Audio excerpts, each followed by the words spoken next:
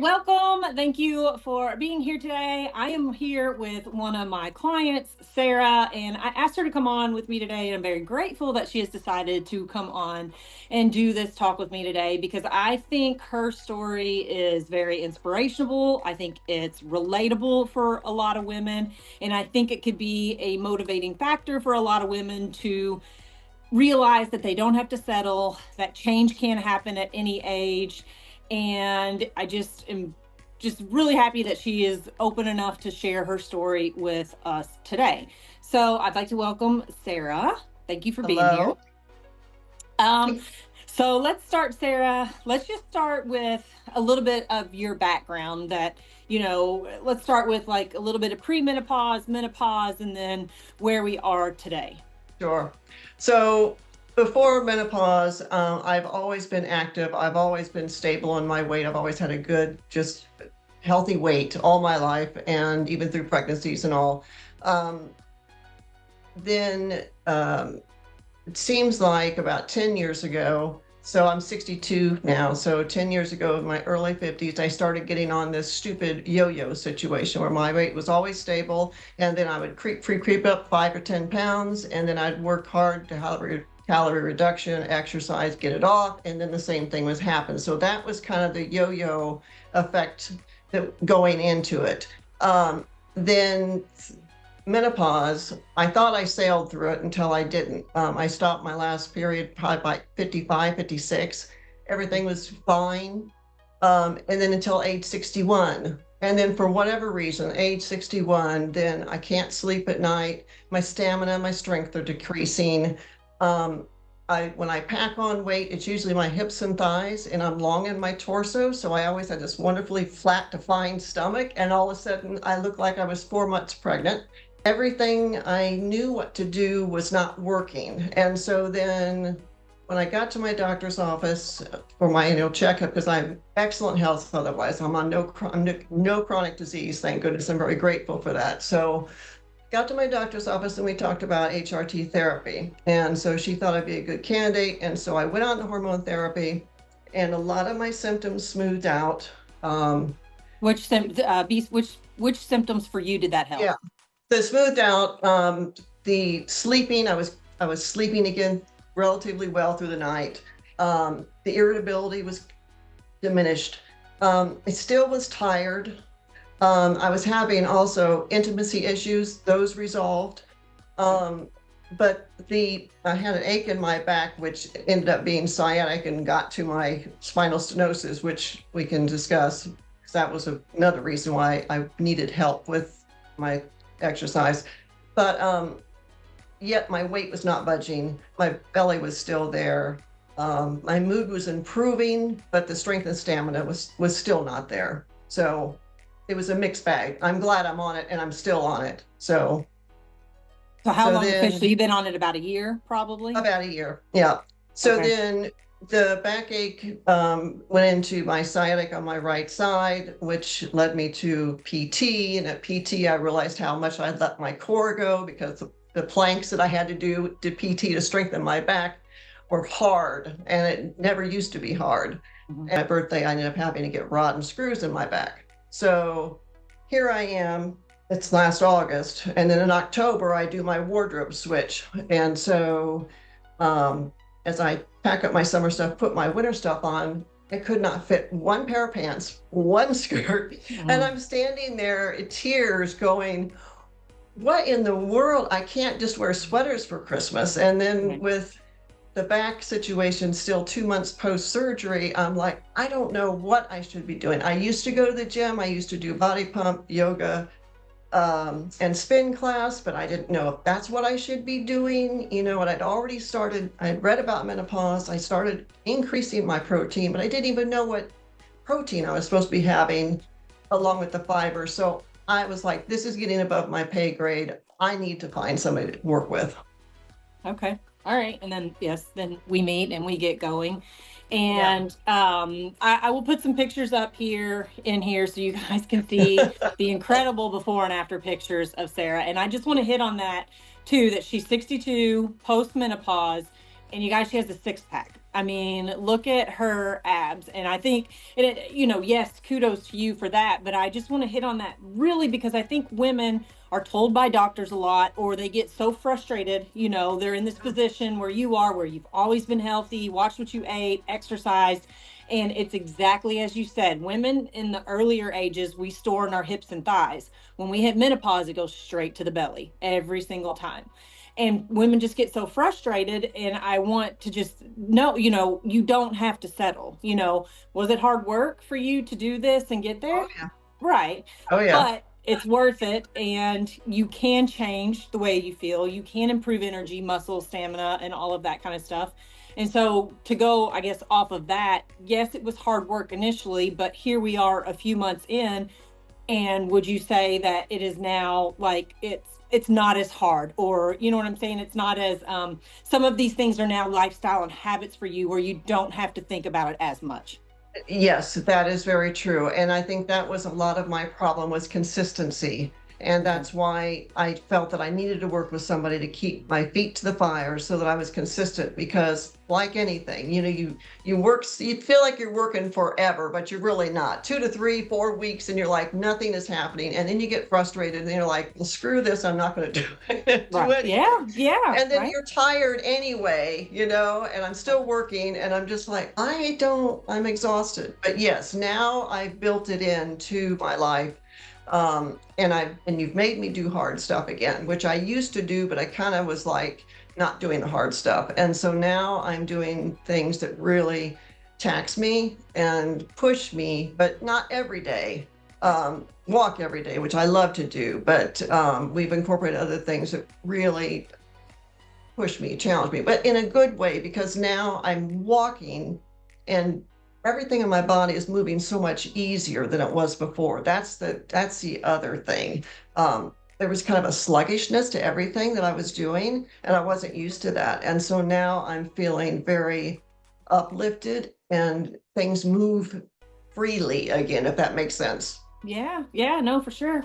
And just to clarify, let's kind of maybe go through your thing because we didn't this has been gradual, what I've asked you to Yes. do over time. I didn't start you at day one saying you've got to walk this and you've got to do this much exercise and all that No. kind of stuff. So maybe kind of I think that's an overwhelming thing for a lot of women too. They think they've got to just want, everything's black or white. Like I got to be all in or all out, and there's none of this Right. middle ground. So maybe Right. discuss a little bit of like how we work that for you and how we built Sure. this into your day to day.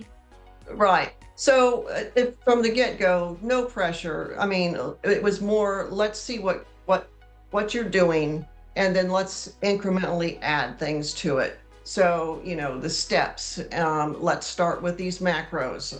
Let's start with some of these good habits. Let's start making sure we get our vegetables again. But that's the nutrition part was the easier part because I had always had decent nutrition. I just needed the tell me what I need to Guidelines be, of what to, yeah, the yeah. guidelines. And then so we layered in, and one of the big things I wanted to work with somebody was because, when I initially had this meltdown in my closet, I was like, okay, so I did go back to the gym again. I could do that myself. And work with a a trainer at the gym, but that's not really helping me with the diet component of it because I knew that was integral to the whole thing. And I was tired of traipsing to driving to the gym because I still work and all that. So working with you has allowed me to use the things that I had already here at my home. I told you what I had.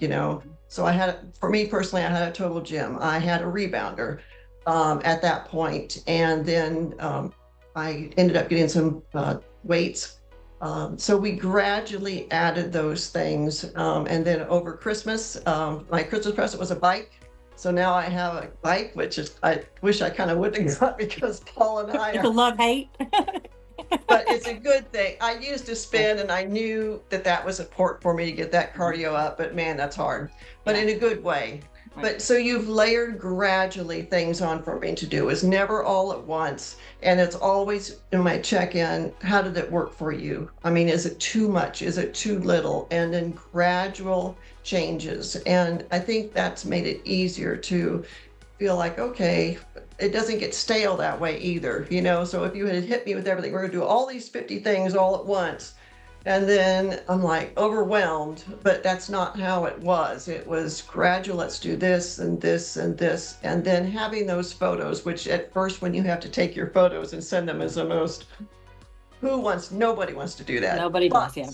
But the difference that you can see when I start mentally doing that, nothing's working, nothing's happening, Right. then you'll send me an email and I'll see, here's where you started, Sarah, and here's what you're looking, and you can see the improvement, plus measuring. That's been a big thing too. I've already lost Wow. significant inches off my frame. I can tell it because I'm back in my clothes again, which is a good thing. So still more to do for me personally, but you know, I'm thrilled with where I'm at right now. And let's hit on that point too. So many women Yeah. get caught on just what the scale is telling them. And that's why, I try to talk to women. This is everything that I'm asking in your check in is a progress marker. Every single thing that we're talking about and putting just as much value in is okay, is my sleep better, right? Is my Right. digestion better? What is my overall energy like throughout the day? Are these things better? So, and just in what you just said, you've kind of had that mental shift of not just putting so much into that scale and more into, like you said, the overall picture and how things Oh, are exactly. working. Because I have hit a plateau these past 2, 3 weeks. I've just hit this plateau, and you had to see the charts. Goes, remember, Sarah, it's Right. not this way. It's a Linear. shoot, shoot, shoot, shoot. Right. But even with that, I know how much. I mean, when I feel my core, when I put my hands across my core, I mean, it is solid again. There's no denying how well my clothes are fitting, how well I'm feeling, sleeping better. And I feel like, and the other thing, I wanted to get off that yo-yo so that when we stop working together, when I reach my ultimate goal, I want to make sure that I can maintain this. I've only got a third left of my life, the way I look at it. Nobody's guaranteed tomorrow, but Right. I don't want to go back into these habits. And Right. I want to be strong throughout. I don't want to be in a nursing home. I don't want my kids to have to care for me. And I want to live a full life for whatever Yes. time I have left Yes. on planet Earth. Yes, yes, exactly. I love Yeah. that. I'm 46 and I try to say that all the time in my stuff. Yes, it's great to feel good now and all that kind of stuff, but when I'm 70, when I'm 80, I want to be independent. I want to be traveling. I want to live life and do all that kind of stuff. And what we're doing now Right. majorly impacts that. Yeah. And it's interesting too, when you take good care of yourself, and if you have children, they see that example. My daughter's 30 now, and she's just like, Mom, I can't believe how, because she knows I was always fit, but she was like, that's really awesome for you to hire somebody to work with, and to really, Take she that sees a step. lot of people she's a nurse, and she sees a lot of people in her profession who she goes, Mom, she texted me the other day, I'm looking at these ladies, Mom, are 65 and they look like they're 80. And she Right. goes, and you look like you're 55. 50. And, Yeah. Killing it. Doing a so great job. yeah. Well, all right, we'll wrap it up. And what would be like your three?